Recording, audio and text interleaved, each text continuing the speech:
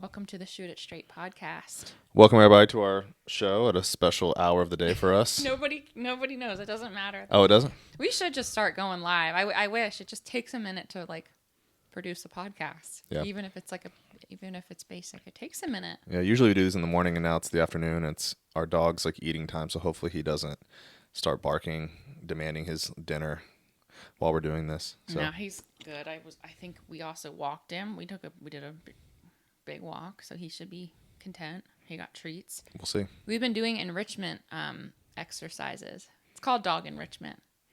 People can look it up, but basically, every breed has their different thing. But dachshunds are meant to really be hunters. And he's quite the hunter. Whatever, they have instincts, and every dog's brain needs to be stimulated in some kind of way. I truly do believe that. I think dog owners would agree that their breed has their own special thing, or whether it's exercise or running and playtime. Mm-hmm. I was just watching this guy on there's this photographer in New York City. He has a social media account, and he just walks up to dog owners to take pictures of them and asks about their story, which is so cute, and their little biographies. And this one guy had a Vizsla. Is that the cool reddish brown looking dogs that are super athletic? I don't know. I think so. Your guess is as good as mine. Well, anyway, but he was a runner guy too, and it was an older man. And he was yeah, I'll run with her. I could run literally all day, and she wouldn't bat an eyelash. I'm damn, but he's a good dog owner because he takes her running all the time, every day. But anyway, Squat's been doing puzzle games by burying treats inside of a rolled up, folded up towel, and he kind of can use his nose to unravel the towel, and he's getting better and better at it. We've been doing that with him every day, and I think actually he really likes it. He's a smart boy. Smart boy. As he licks. He licks my leg. He's got a licking fetish. Anyway, we're talking about injuries today. Right. Injuries. Obviously, everyone's got all kinds of different injuries going on. We're not here to diagnose people or give medical advice, but Correct. We also have worked with plenty of clients that go in and out of injury in their life, whether it be acute or chronic, which I think we'll definitely talk about both, and how to train around that. Maybe how to modify a lifestyle, some lifestyle stuff too, because it certainly comes up, and there are a lot of situations where you can continue to train, or maybe you even should train depending on what's going on. And of course, there's also certain times where it's take all of the rest. You're not going to die if you literally rest for a month or 6 weeks. It might be really, really beneficial for you. So maybe you go ahead and take the lead. I think maybe you've had a couple of people recently have some specific things going on. I don't know if it's a time of year too, or people just start getting a little cranky because it's colder. Yeah, I mean, so how long have we been doing Lift Heavy Swing Fast? How long has it been Since available? March. And this is the very first week. Hundreds of members have done our programs, and I've had 2 guys recently reach out with mid to upper back tweaks, I think is what they were described as. Oh, upper back. I think that's what they said. They said mid back tweaks. No one said lower back specifically, which is much more common for golf and for just life and just fitness in general. People tend to tweak their low backs. So interesting, but I don't want to talk about the specifics of the actual injury. I want to talk about why I think it might have happened, because Lift Heavy Swing Fast, a couple weeks ago, we started our off-season programming. Off-season programming is higher volume of work, so it's just more reps, more sets, just more total workload in the workout. And these were people that were new, so I think they came in too hot. Mm-hmm. I mean, I haven't looked at their, and if you guys are listening, you can correct me if I'm wrong. I haven't looked at their workout sheets that they fill out, on the app, which I have the capability to do to see how much weight. Yeah, their workout log, right. So I haven't gone that deep on it, but I think typically when this higher volume of training came around, these people were new, so they're new to my programming, they're new to the exercises, and there's more of it. So I think they might have came in a little too hot for the level of fitness, maybe not the level of fitness that they're at, because even if you're in really good level of fitness, these movements are just brand new. A lot of people don't in their programmings do plyometrics. They don't do a lot of rotation. I mean, even the mobility movements are new and can make you sore. So I think because a couple of the guys stated that when they first started, they were pretty sore, and then now they feel a lot better. So that's a good sign. So it's just, I think when people start a brand new program, new exercises, you have to take it with caution. Exercise is a form of preventative like maintenance and like, to keep you from being injured. There is no actual way to fully prevent injuries, or else you would never see like the greatest athletes on the planet getting hurt, right? Like you wouldn't see Kevin Durant hurt every single year if they had the answer, because he's worth hundreds of millions of dollars and maybe billions of dollars to these companies, to these teams and all the sponsorships. They have enough brains, they would have figured it out. You cannot prevent injuries 100%, but exercise absolutely does help you reduce your risk of injury. So I think, where the start of this conversation, or the idea to bring this topic up, was from people probably starting a new type of workout just too hard. Well, yeah, and just to be clear, you can prevent injury. You can't prevent all injury 100% of the time. Right. Right. I can go deadlift 405 right now, or try to, and probably really hurt myself to prevent that. Right. I would not do that. Do a proper warm up. Like, chances are I'm going to reduce my injury. So I just kind of make sure that that's clear. But yes, I think that talking about people specifically that are new to training is a great place to start. And there's also a definition. Maybe now's a good time also to define for those people, is it really an injury so much as like a soreness? Right. Because there's a fine line, I think for those people, like people that are trained, they know what it's like. We kind of know when we've pushed too much, or even if it's beyond soreness, if we know that we just I overdid it, or that's a thing that I chronically, like my upper back and my neck, I chronically have. I wouldn't say chronically because it's not constant, but it's always kind of coming back and something that I have to keep in check. Mm-hmm. I think because I've dealt with it for so long, I know when something is maybe more serious or not. And again, I think everybody has like their thing, their knee, their lower back, like whatever. But for new people working out for the first time and using muscles that they haven't used in such a long time can be kind of scary and terrifying for some people. And both these guys mentioned that they still played golf over the weekend. So like it can't be that bad. Like, so it could just be like you feel a little something that'll probably go away. Yes. And they're just not used to feeling that way and using those muscles in that way, especially back muscles. We know that the posterior chain just in general for people just gets neglected like so much because we are so forward. We look forward for one. That's one big reason. But again, like we sit and we look forward when we drive and we look at screens and all the things. We're just never thinking about our backside body or like using it and engaging it as much as we should be. Right. And in my programs, we got med ball slams, we got broad jumps, we've got tons of rotation exercises and hinging and stuff like that. And if you're not mobile in your back, your thoracic spine, or your hips, or your glutes aren't strong and your core is weak, like, and please, if you guys are listening, I'm not saying you have all these things, but you probably feel pretty tight back there. Well, totally. And listen, this isn't specific to a couple people anymore. I mean, this really is a lot of people, whether you haven't trained in a long time or you truly are brand new or you've completely pivoted your type of programming that you're doing. This is why we tell people to like take it 50 to 60% the first week. And this is why we tell people like being sore does not mean you had an effective workout. Like you have plenty of time to build up your intensity and to build up your weight. And one of the crazy things I think about, strength training that I still get a little bit shocked by is like, it doesn't take much to create a stimulus. Like there's been memes about this too, where it's like, on leg day, like you're crushing it for like 90 minutes, like doing every leg move, like and this is me, like I'm like so heavy, like I feel completely fine. And then the next day I'm like, oh, fuck me. Like I literally went too hard, you know, and it's hard. And this is after years of like experience and like knowing, but it is hard to know sometimes. And it just, the point is, it's like you don't have to hammer it. And you probably shouldn't, because you don't want to get so sore and feel so decrepit to the point of not being able to train. Like it isn't about sweating the most and hurting the most and getting the most ridiculous workout like at that point in time. Like the goal is to get just the right amount of stimulus, not do the overkill so that you are feeling like you're injured or sore to the point 100%. Of no return. Yeah. I mean, that reminds me of a story. I trained this lady, older lady, What was her name? Doesn't matter.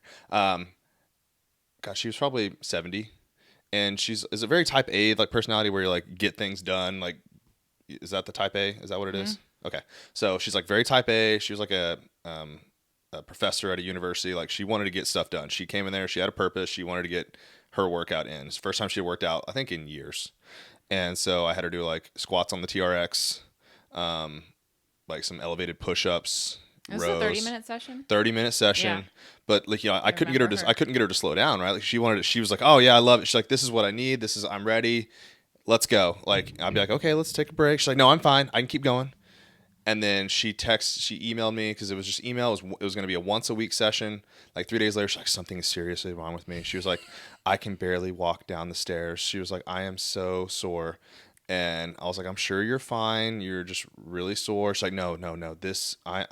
I need to go see a doctor or something like that."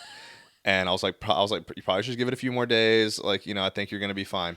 And so she was, but then she's like, "I've got to take it easier than that." I was like, "Okay." Like, yeah. I didn't like rub it in her face. Like, "Hey, no. You know, I told you so." Like, but it was like, okay, now we got the idea. And so like, but then I'd still have to hold her back. She came in that next session, and she's like, "Okay, I'm ready." Like, I'm like, "Remember what happened last time?" Yeah. Like, yeah. Take it easy. Yeah. Like, let's relax. It's like when a little kid like gets a plate of ice cream or something, and they remember the saying. I used to get this all the time.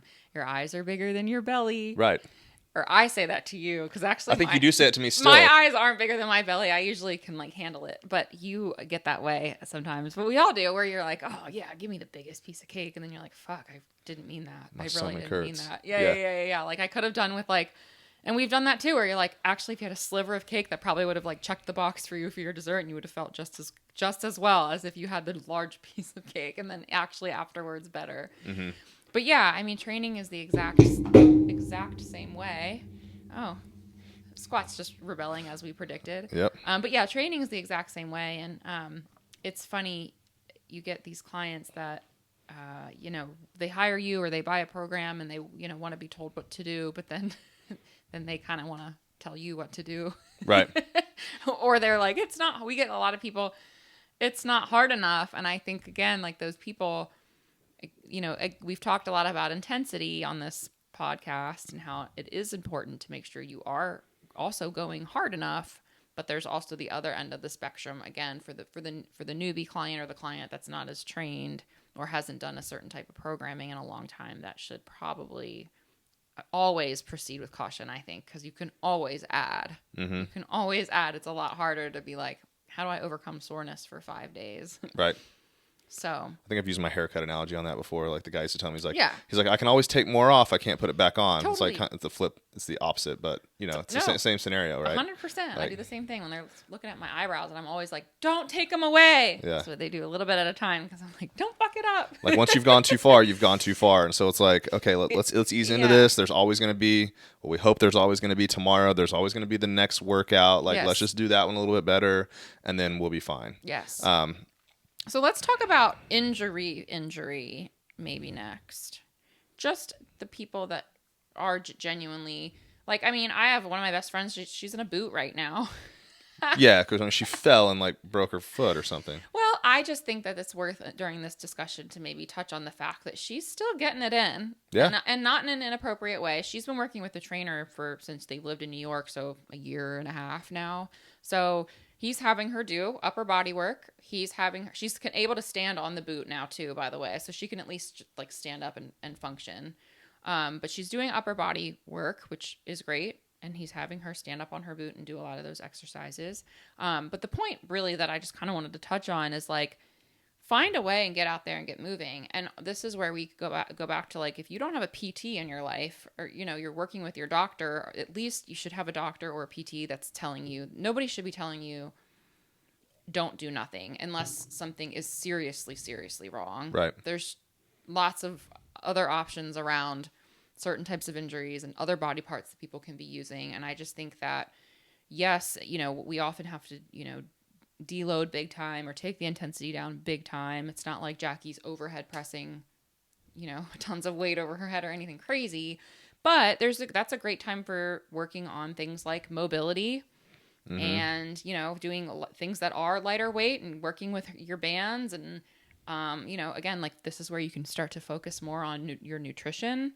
Maybe if you're not in a boot, maybe you're just getting your steps and you're getting in your walking and getting outside during the time that you're not able to train. Mm-hmm. I get that it can make us feel like so angsty to like miss a week, a 2 week, or 3 weeks of training. But like oftentimes it's really good sometimes for the person that is always going and going and going and feels like they can't not work out.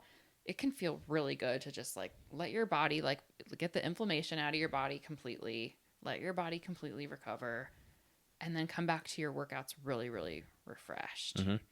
And I just find that for the person that is so scared as we come up on the holidays and stuff too, even like maybe we're moving 1,000 miles an hour and we're not sleeping that well and we're stressed because we're prepping for holiday parties.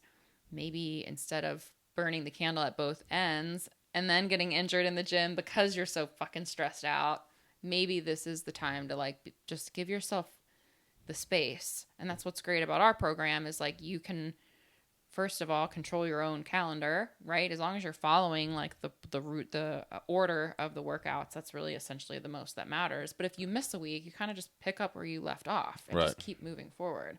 And again, ease into it your first week back if it's been a few weeks. Right. Especially when it's the start of a new cycle and things like that, and a lot of the movements are totally new to you. Like your body's going to react differently if you've never done like a rotational lunge before. Like that's a way different movement than just lunging. Yes.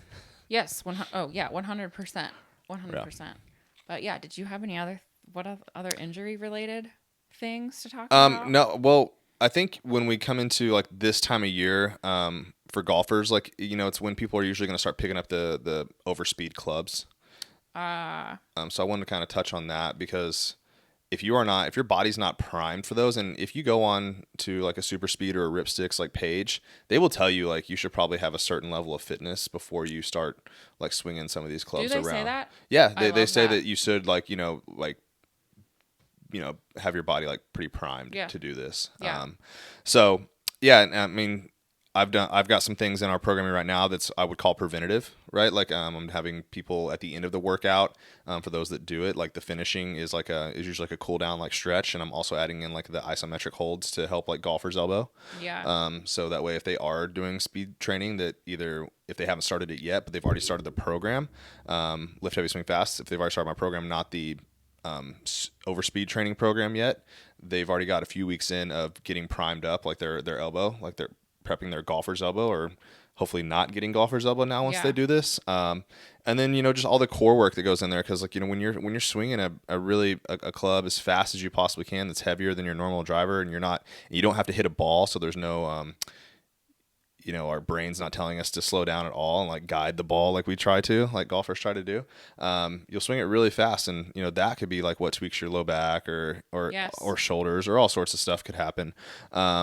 So yeah, I think that preventative thing, and then I just want to kind of touch on the typical thing that happens, or how you kind of diagnose like what's wrong with you. Like, so if you have anytime you have like pain in a joint, typically it's going to be the victim of what is happening above or below that joint. So like a couple of examples would be, if you have knee pain, you probably need to assess your ankle and hip mobility. If you have lower back pain, so now we're moving up the body, you should look at if you again hip mobility, and then thoracic spine mobility, and then that's just kind of like how it works throughout the body, right? Yeah. Like elbow pain can be like lack of wrist mobility and shoulder mobility, like so on and so forth, like neck pain. Just looking at all the things around it. So typically for golfers, like it's going to be the hips and the like thoracic spine, the upper back, that probably need more mobility, and you've got to have a ton of core strength, because I mean, even the best players in the world, like the Will Zalatoris, like they end up they got low back pain from playing golf, and he's got a great trainer. He's got all the resources in the world to prevent him from being injured. So you got to do everything you can to keep that from happening, and make yourself strong and mobile is the best thing you can do to prevent injuries and just to live a better quality of life. And guys, this is why following a really good program really, really matters. Like, this is like the core of why we do what we do. Mm-hmm. Like, this is why cherry picking workouts, and why randomly jumping into a CrossFit class, or why when people ask you, can I have a couple movements for golf specific, whatever, like this is where it fucking matters what program that you're doing, because you get imbalanced. You miss muscle groups. You cherry pick the movements only that you like. And unfortunately, we have to do things that we don't like to do. Unfortunately, we need to spend time doing mobility. Unfortunately, as we age, like, I feel like a prime example of this, it's like you got to do your fucking shit all the time. Right. I have to do my PT exercises. I've been doing them since I met Jeff a year and a half ago, of like working, and it works, but it's like you just have to keep doing the things. Because I think what's important for people to know too is like, it's not just getting older though. It's like we just don't live lives anymore, where most of us don't, where we're moving like functionally and properly throughout the day all day. Like we sit a lot, we have sedentary lifestyles, and that really does play into the fact that like we want to get up also and all of a sudden explosively swing a ripstick. Like that's where your body's like, what the fuck? Yeah. Like literally what the F? So it's like, when you're a little kid and you're running around all the time, like, yeah, we probably don't get injured as much because like we're growth hormone and all that other stuff that's running through our veins. But like at the end of the day, we're also just running around like kids, and like we're just constantly flopping all over the place. So like as adults, we're 95% sedentary, and we think the 5 hours that we spend in the gym is going to cut it. And it's like, I'm not dissing ever. That's how much I train, or less than that.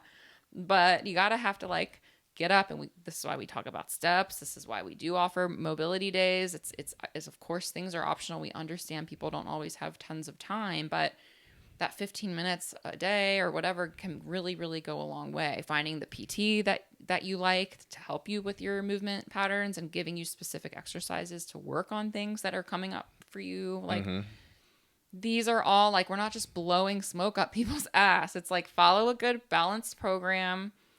Trust the programming. That's a big thing. Trust the programming. You don't need to do more. It's already been thought out for you of how much volume you need to be doing, and like be smart about it. Right. Trust the professionals, just like you would with anything else that you're buying from a service. Right. I trust the person that's doing my hair. I trust the person that's preparing my food. I trust this doctor that's going to do this. Like the programming it's all the same way. And again, like there are bad programs, there are bad doctors, there are bad restaurants, but seek out the people that are putting out good stuff that you trust, that know what they're talking about, and trust the programming. Yep. That's why we do what we do. And then you know, again, we're never going to sit here and be like, you're never going to get injured on our programs. Like we can't control what happens to people's bodies or what they do in the gym.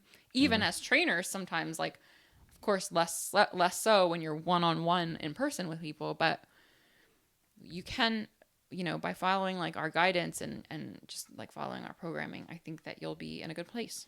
Yep. I mean, I made a post a little while ago about do this exercise to help prevent low back pain.